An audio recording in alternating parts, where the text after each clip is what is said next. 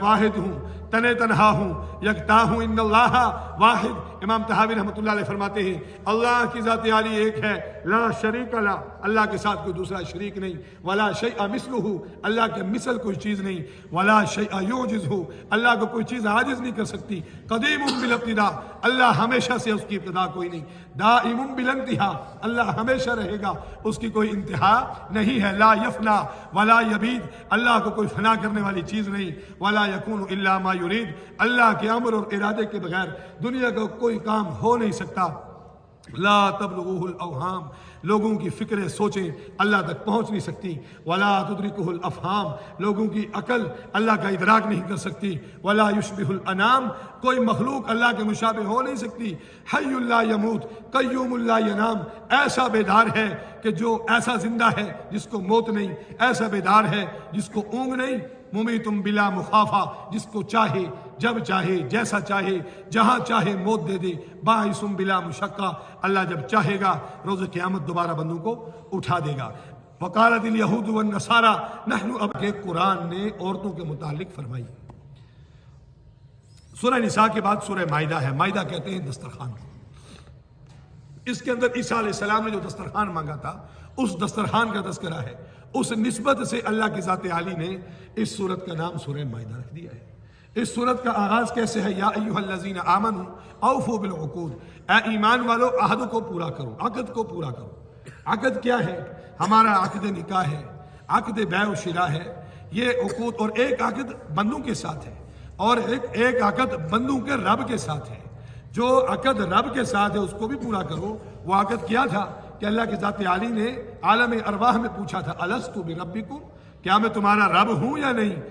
ساری کی ساری ارواح نے یک زبان ہو کے جواب دیا تھا، قالوا بلا، آپ ہمارے رب ہیں۔ اللہ فرماتے ہیں اوفوا بالعقود، عقد کو پورا کرو، چاہے لین دین میں کسی سے بات چیت کر لی اس عقد کو پورا کرو، عقد زوجیت کی ذمہ داری لے لی اس عقد کو پورا کرو، جو ذمہ داری میں رب نے اور میرے محبوب محمد نے تمہارے ذمہ لگائی ہے اس ذمہ داری کو پورا کرو۔ اللہ کی ذات عالی کا قرآن اس کو جو ہے وہ واضح کرتا ہے۔ وَأُحِلَّتْ لَكُمْ بَهِیمَةُ الْأَنْعَامِ إِلَّا مَا يُتْلَىٰ عَلَيْكُمْ غَيْرَ مُحِلِّ الصَّیْدِ وَأَنْتُمْ حُرُمٌ۔ اللہ کی ذات عالی فرما رہے ہیں جن جانوروں کا کھانا جو ہے وہ ہم نے آپ کے لیے حلال کیا ہے ان کو حلال کہیں، چونکہ بعض جانور ایسے تھے کہ جن کے بارے میں مشرکین مکہ یا یہود یا بنی اسرائیل ان کا عقیدہ ایسا تھا کہ ان کو کھانا جائز نہیں ہے۔ تو اللہ پاک فرماتے ہیں کہ جن جانوروں کو میں نے حلال پیدا کیا ہے ان کا کھانا تمہارے لیے درست ہے، بس جب احرام کی حالت میں ہو تو ان کا شکار نہیں کرنا، احرام کی حالت میں تم نے شکار نہیں کرنا۔ پھر اللہ کی ذات عالی نے بتایا کون کون سی چیزیں کھانی نہیں ہیں۔ حرمت علیکم المیتہ، مردار کھانا نہیں ہے، جو چیز مردار ہو جائے اس کو کھانا نہیں ہے۔ والدم، اور جو مردار اور جو آپ ذبح کرتے ہیں، اور دم مسفوح ہے، جو رگ کاٹنے سے خون بہتا ہے، دم مسفوح جو پہلی دفعہ نکلتا ہے وہ کپڑوں کو بھی ناپاک کرتا ہے اور اس کو جو ہے کھانا بھی جائز نہیں ہے۔ اور ایسے ہی ہمارے ہاں جب یہ بات چلتی ہے نا تو لوگ اکثر بیان کرتے ہیں کہ بھائی یہ فیڈ کے اندر دم مسفوح ڈالتے ہیں جس کا کھانا جائز نہیں ہے، اس کے بارے میں اشکالات پیدا کرتے ہیں۔ یہ وہی دم مسفوح ہے جو جانور کے گلے کو کاٹا جائے تو جب وہ زور لگاتا ہے اور اپنے جسم سے خون کو باہر پھینکتا ہے، مسفوح کہتے ہیں بہنے والے کو، تو یہ وہ بہنے والا خون ہے، اللہ نے اس کو منع کیا ہے۔ والدم ولحم الخنزیر، اور خنزیر کا گوشت اللہ کی ذات عالی نے حرام قرار دیا ہے۔ وما اہل لغیر اللہ بہ، اور جو اللہ کے نام سے ہٹ کے کسی بھی جگہ دیا جائے یا اس کو ذبح کیا جائے۔ والمنخنقہ، یا کسی چیز کا گلا دبا دیا جائے۔ والموقوذہ، یا کسی کو چوٹ لگا کر پتھر مار کے ہلاک کیا جائے، ایسا پتھر جس پتھر کے ساتھ شکار کرنا جائز نہیں۔ والمتردیہ، یا وہ ڈر کر گر گیا ہو اور گر کر مر گیا ہو۔ والنطیحہ، یا اس کو دوسرے جانور نے جو ہے وہ سینگ مار کر ہلاک کر دیا ہے۔ وما اکل السبع الا ما ذکیتم، یا جس کو درندہ کھا جائے، ہاں جب کہ اگر تم اس کو درندے نے کھا لیا اور وہ مرا نہیں اور اس کو آپ اس کے گلے کے اوپر چھری پھیرتے ہیں اور وہ جانور حلال ہے، اس کی کیفیت الگ ہے۔ وما ذبح علی النصب وان تستقسموا بالازلام، اور جو جانور بتوں کے سامنے ذبح کیے جائیں، بت خانے میں ذبح کیے جائیں، وہ بھی تمہارے لیے کھانے جائز نہیں۔ یہاں پر وما اہل لغیر اللہ بہ، عموماً بہت سی چیزیں ایسی ہیں جن کے اندر الحمدللہ اللہ نے ہمارے اس معاشرے کو دور رکھا ہے۔ ایک چیز وما اہل لغیر اللہ بہ، غیر اللہ کے نام پہ دی جانے والی کوئی بھی چیز، چاہے اس کا تعلق ذبیحہ سے ہو، چاہے اس کا تعلق کوئی اور جو چیز ہے کھانے کی، پینے کی یا دیگیں چڑھانے کی، وہ کسی بھی صورت میں کھانی جائز نہیں ہے۔ ایمان والا، عقیدے والا اور توحید والا صرف اور صرف اللہ کے نام کی چیز کو کھا سکتا ہے۔ اس کے علاوہ غیر اللہ کے نام پہ بننے والی، پکنے والی، ذبح ہونے والی چیز اس مسلمان کے لیے کھانی اللہ نے حرام قرار دی ہے۔ اللہ کی ذات عالی نے اس کے اندر طہارت کا تذکرہ کیا ہے، اور پھر وہ پوچھتے تھے کہ اگر آپ لوگوں نے یہ چیزیں حرام قرار دی ہیں تو پھر حلال کیا ہیں؟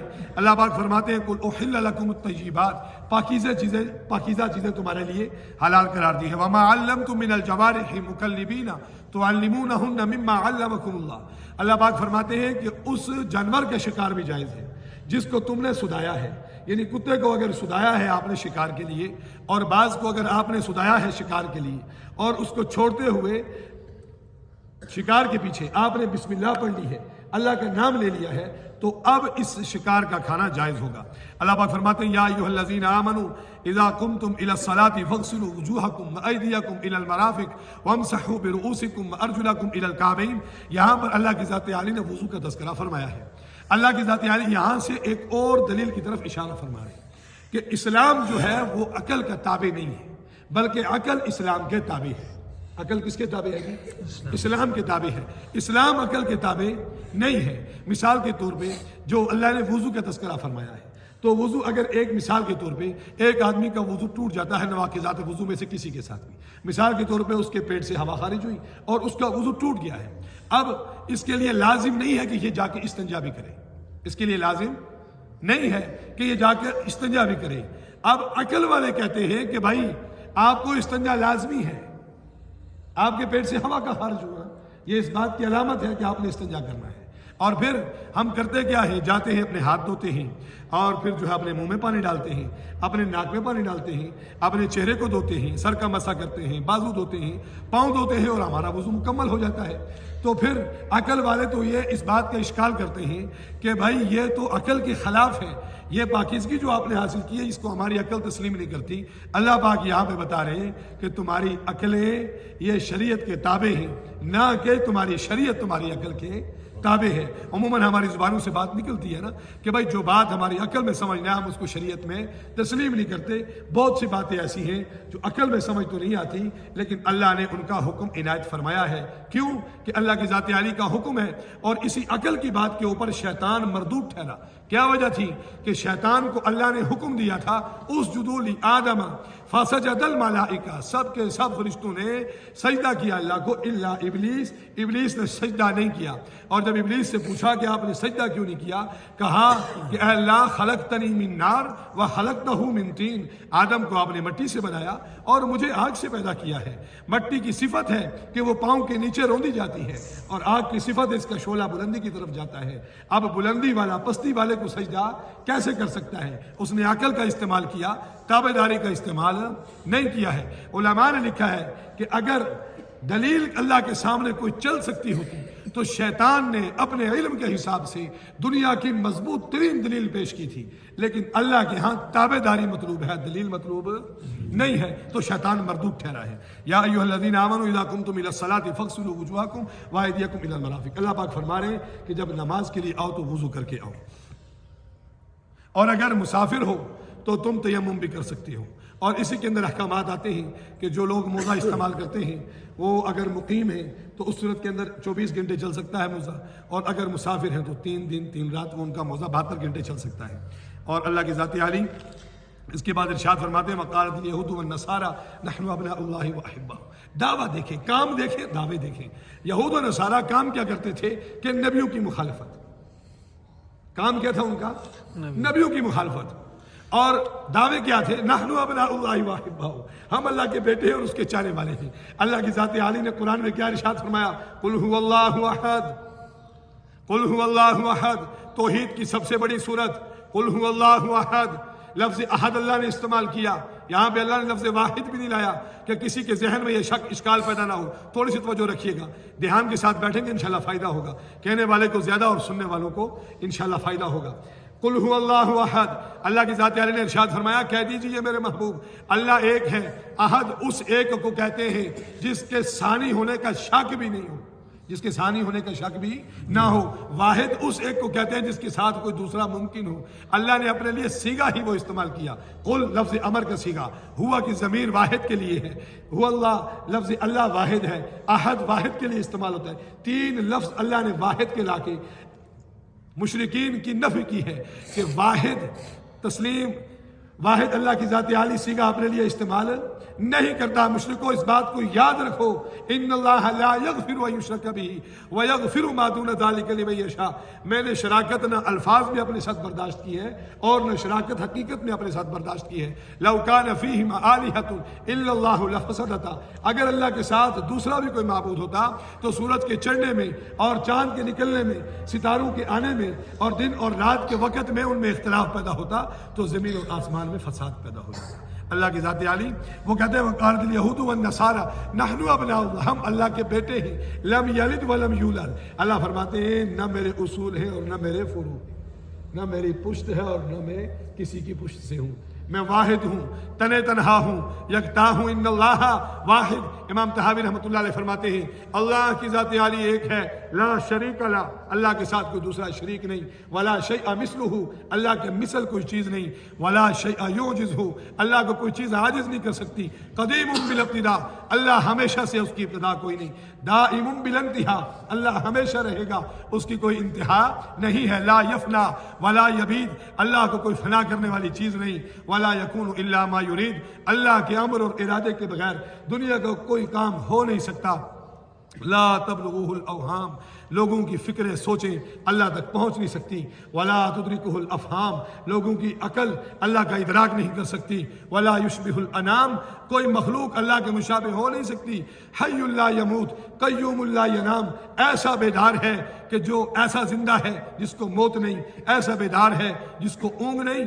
ممیتم بلا مخافہ، جس کو چاہے جب چاہے جیسا چاہے جہاں چاہے موت دے دے، باعثم بلا مشقہ، اللہ جب چاہے گا روز قیامت دوبارہ بندوں کو اٹھا دے گا۔